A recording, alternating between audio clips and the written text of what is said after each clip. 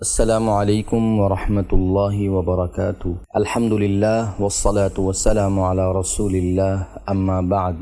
واجب الاحترام سامعین و سامعات، دارالتحقیق فیصل آباد اور مجلس تحفظ سنت پاکستان کے زیر اہتمام الاربعین فی الفتن یعنی 40 صحیح احادیث کے مجموعہ میں سے دوسری حدیث پیش خدمت ہے، جس کا عنوان ہے فتنوں کو اترتے دیکھ کر رسول اللہ صلی اللہ علیہ وسلم کا امت کو آگاہ کرنا۔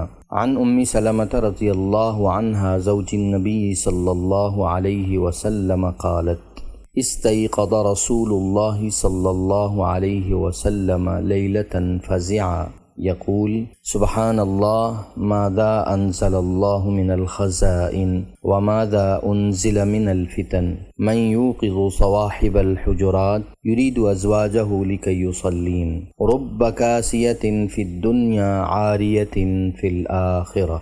حضرت ام سلمہ رضی اللہ عنہا جو نبی کریم صلی اللہ علیہ وسلم کی زوجہ محترمہ ہیں، فرماتی ہیں کہ ایک رات رسول اللہ صلی اللہ علیہ وسلم گھبرا کر نیند سے بیدار ہوئے اور فرمایا سبحان اللہ، کس قدر خزانے اور کس قدر فتنے اللہ تعالیٰ کی طرف سے نازل کیے جا رہے ہیں۔ حجرے والیوں کو کون جگائے گا؟ حجرے والیوں سے مراد ازواج مطہرات تھیں تاکہ وہ تہجد کی نماز پڑھیں۔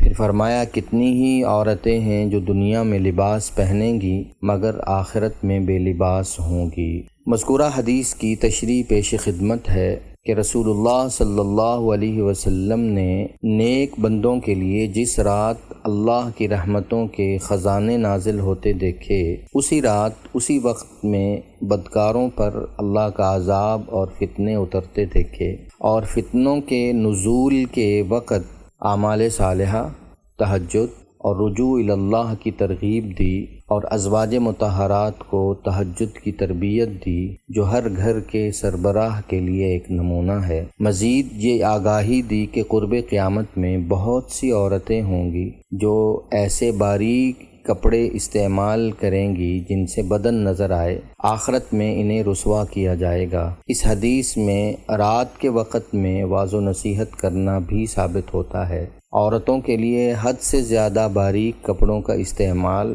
جس سے بدن کے نشیب و فراز ظاہر ہوں، یہ قطعاً حرام ہے۔ آج کے دور میں اس طرح کے لباس کا رواج ہے جو قیامت کی نشانیوں میں سے ایک نشانی ہے۔ اللہ جل شانہ ہمیں تمام ظاہری اور باطنی فتنوں سے محفوظ فرمائے، اور فتنوں کے اس دور میں رجوع الی اللہ، اعمال صالحہ، تہجد اور اپنی یاد اور ذکر نصیب فرمائے، آمین یا رب العالمین۔